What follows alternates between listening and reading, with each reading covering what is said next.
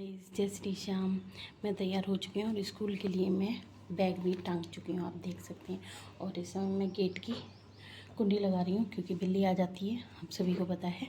और आज मैंने थोड़ा सा लेट ही स्टार्ट किया है अपना व्लॉग, क्योंकि सुबह का तो वही होता है, खाना बनाना, झाड़ू पोछा, बर्तन वगैरह सारा काम करके हम लोग निकलते हैं। और अब मैं गाय की रोटी लेने जा रही हूँ। गाय की रोटी लेके मैं निकल रही हूँ स्कूल के लिए। और आज गाइस एक दो बात आपसे करनी है, कुछ ऐसे ही आप कहेंगे जिस भी बारे में, तो मैं बताऊँगी आपको कुछ बात। मैं लाइट ऑफ कर रही हूँ।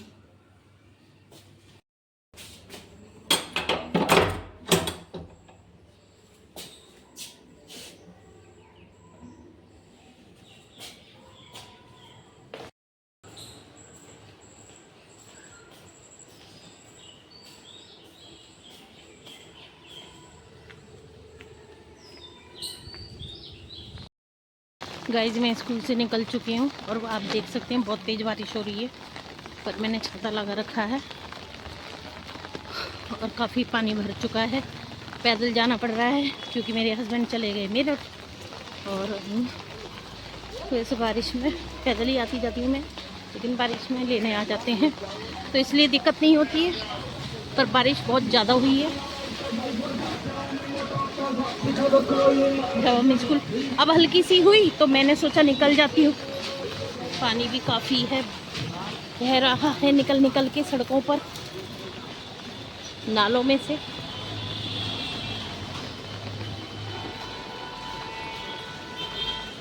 मैं पहुँच गई थी घर अब, और बाहर तो मौसम बहुत अच्छा है, लेकिन घर के अंदर भपका सा हो रहा था। और अब मैंने आके खाना खाना शुरू कर दिया था। भूख लग रही थी बहुत तेज़, क्योंकि मैं आजकल लंच नहीं ले जा रही हूँ। और सुबह भी नाश्ता नहीं करके गई थी मैं, क्योंकि मन ठीक नहीं था, पेट भी ठीक नहीं है आजकल। और अब मैं खाना खाऊंगी। लेकिन आज बहुत अच्छी चीज़ हुई कि हमारी एक मैडम हमारे लिए लेके आई थी जामुन, और कहते हैं जामुन पेट के लिए बहुत अच्छा होता है। हमने बहुत सारे जामुन खाए और अब देखते हैं, शायद पेट की हालत आज सुधरे। मैं सुबह लंच के लिए, बच्चों के लंच के लिए भिंडी की सब्ज़ी और पराठे दिए थे, और अपने लिए और इनके लिए मैं रोटी बना के गई थी। और अब ये बच्चे भी खा रहे हैं और मैं भी खा रही हूँ। अब मैं तो आप भी खाऊंगा। बहुत टेस्टी लग रही थी। और ये मैंने भिंडी रात को ही काट के रख दी थी, बस प्याज और हरी मिर्च वगैरह ये मैंने सुबह काटी हैं, जो मेरा रात का तैयारी करने का सामान। गाइज ऐसे ही आज मैं थोड़ा सा व्लॉग, जैसे चलते रहते हैं, रील्स चलती रहती हैं, तो ये पायल मलिक, अरमान मलिक और कृतिका मलिक का कुछ ये आ रहा था, तो मैंने उस पर थोड़ा सा कमेंट कर दिया कि भाई, उसमें ये बता रही थी कृतिका की किस तरह, पायल की किस तरह से उसके साथ हुआ कि मतलब उसे पता ही नहीं था कि शादी हो गई है। और फ़ोन आया अरमान का कि मैं शादी कर रहा हूँ, और मैंने शादी, तेरे लिए गुड न्यूज़ है कि मुझे फिर से प्यार हो गया है, मैं शादी कर रहा हूँ, कर ली है, मैंने शादी कर ली है, तो मुझे बड़ा दुख हुआ, ये हुआ वो हुआ। तो कुछ बातें मैच नहीं करी मेरे कुछ दिमाग में, मैंने उसे बार बार सुना, बार बार देखा। तो फिर उसके बाद ऐसा हुआ कि मैंने भी कमेंट कर दिया कि मुझे तो ऐसा लग रहा है कि इसमें तुम्हारी भी भाई मिली भगत है। ऐसा नहीं हो सकता कि भाई तुम्हें ना पता हो तो तुम उसके साथ नहीं रहती, उसके साथ नहीं रहती तो वो दोनों को अलग अलग रखता। कुछ भी हो सकता है, देखो हम इसमें कुछ नहीं कर सकते। अब हकीकत की बात तो उन तीनों को पता है कि क्या हुआ है। तो मैंने ऐसे ही कमेंट कर दिया कि भाई मुझे तो नहीं लगता कि पायल तुम्हें कुछ पता नहीं था। एक तरफ तुम कह रही हो मैं तुम्हारा शादी की तैयारी कर रही थी, वो 7 दिन मेरे घर रह रही थी, 7 दिन के लिए मेरे घर आई थी, और फिर वो मेरे घर ही रह गई और मैंने उनकी शादी की तैयारी करी है। एक तरफ कुछ कह रही है, एक तरफ कुछ कह रही है। तो मैंने एक नॉर्मल से कमेंट कर दिया, तो एक लेडी है, उसका कमेंट आता है कि अगर आपके साथ ऐसा हुआ होता तो तब आपको पता चलता। तुम्हें पता है पायल कितनी मुसीबत में है? मैं तो नहीं समझती पायल कोई भी मुसीबत में है। उसके हाथ में सब कुछ है। ये शादी मुझे साफ साफ दिखाई दे रही है बिजनेस है, क्योंकि कृतिका पहले से व्लॉगर थी और बड़ी व्लॉगर थी। और जहाँ तक मुझे पता है, मुझे इतना नहीं पता कि क्या है क्या नहीं है, लेकिन जो भी है वो पैसे के लिए हुआ है। मेरी समझ में इतनी बात आई, ठीक है ना। और दूसरी बात, मैं तो ये सोच रही हूँ ये समाज को क्या शिक्षा दे रहे हैं, समाज को कौन सी शिक्षा दे रहे हैं, किस और ही समाज को लेके जा रहे हैं। और लोग बाग भी बढ़ चढ़ के इनकी वीडियो पे लाइक करते हैं, कमेंट करते हैं। और मतलब लेडीज़ भी ये कहती हैं पायल यू आर द बेस्ट। क्यों है भाई वो बेस्ट? क्योंकि उसने अपनी स्वतन को अपना लिया? बिल्कुल भी बेस्ट नहीं है। हमारे समाज में ऐसे बहुत सारी लेडीज़ हैं जिनके हस्बैंड ख़त्म हो जाते हैं या छोड़ के भी चले जाते हैं, तो क्या मतलब वो मर जाती हैं, वो अपना रास्ता नहीं देखती हैं? या लड़कियां आजकल इतनी कमज़ोर हैं कि वो अपने बच्चों को नहीं पाल सकती हैं, कि उनके पास कोई नहीं है? ये तो गलत बात है। देखिए, मैं इस बात में एग्री नहीं करती हूँ। और उस लेडीज़ का मेरे लिए गलत कमेंट था कि अगर आपके साथ ऐसा हो, अगर मेरे साथ ऐसा होता, अव्वल तो मैंने ऐसे कर्म नहीं करे कि मेरे साथ ऐसा हो, लेकिन अगर बाई चांस कुछ भी ऐसा होता है कि मेरे साथ, तो फिर मैं तो अपने पैरों पर खड़ी हूँ, मैं तो अपने पैरों पर खड़ी हूँ, मुझे ज़रूरत ही नहीं है। लेकिन इतना भरोसा, जब तुमने लव मैरिज की थी तो तुम्हारे लव मैरिज भी सक्सेसफुल नहीं हुई, तो हमारी तो अरेंज मैरिज है। हमारा दिन में कई बार तलाक होता है, दिन में कई बार तलाक होता है। तो इसका मतलब ये थोड़ी है कि हम दोनों अलग हो गए, बिल्कुल नहीं है ऐसा। ये गलत चीज़ है, ये गलत तरफ बढ़ावा ना देवे। और मैं तो बिल्कुल इस बात से बहुत ज़्यादा परेशान हो जाती हूँ यार, इनके बच्चों का क्या होगा? 4 बच्चे हैं इनके। और मैंने जो सुना है, पायल से पहले जो अरमान की पत्नी थी, तो उसके भी 2 बच्चे हैं। 6 बच्चों का मतलब जीवन बर्बाद कर दिया इन लोगों ने। अभी तो इन्हें नोटों के आगे, हरियाली के आगे कुछ दिख नहीं रहा। लेकिन देखो, समय एक सा नहीं रहता है। और देखो, अगर सब लोग कमेंट कर रहे हैं तो एक आध गलत भी कर देते हैं, तो आपको कोई मतलब नहीं बनता कि हमारे ऊपर गलत कमेंट करो। जब हम किसी के ऊपर गलत कमेंट नहीं कर रहे तो आपको भी कोई मतलब नहीं बनता। मैं सुबह कर लेती हूँ, और जो जो मेरा रात का रहता है वो रात को करती हूँ, और जो मेरा सुबह का रहता है वो मैं सुबह को करती हूँ।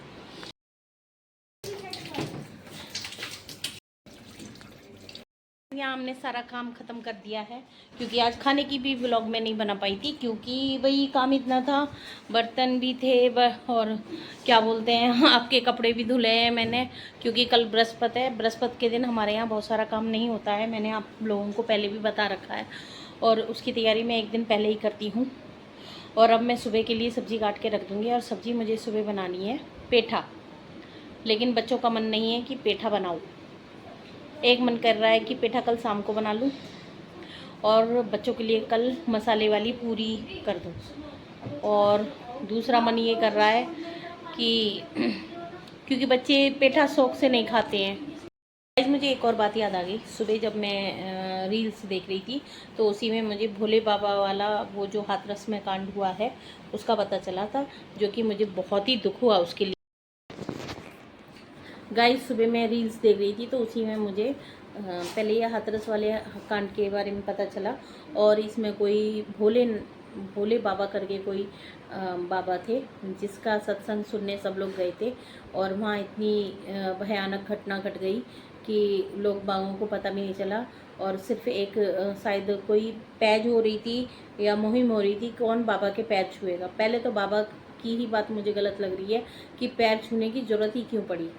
सत्संगी तो कभी भी पैर नहीं छुलाते।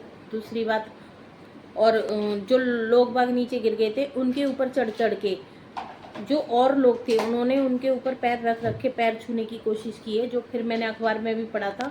थोड़ा सा मेरी जो स्कूल में टीचर्स हैं उन्होंने भी थोड़ा सा पढ़ के हमें सुनाया था कि ऐसा ऐसा हो गया है। तो मुझे बहुत बुरा लगा। 122 तो उसमें आपके घायल हुए हैं और 150 के समथिंग मर गए हैं।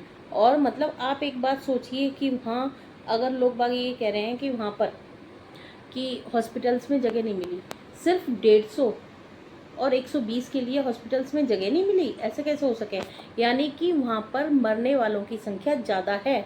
और उसके बाद अगर उसे अनहोनी का थोड़ा सा ये हो रहा था कि भाई अनहोनी होने वाली है, तो वो बाबा मना नहीं कर सकता था आज कोई अनहोनी होने वाली है और आज का जो ये प्रोग्राम है, आज सत्संग है, इसको हम कैंसिल कर रहे हैं। तो वो किस बात का बाबा है? और आप किसे मान रहे हैं जिन्होंने अनहोनी को भी नहीं होने से रोक नहीं पाए, ठीक है ना। तो जब उसे लग रहा था, कह रहे हैं कि नहीं अनहोनी के लिए कह दिया था, कोई अनहोनी होने वाली है, तो वो मना भी तो कर सकता था कि आज का जो सत्संग है वो कैंसिल होता है क्योंकि कोई अनहोनी की आशंका है उन्हें।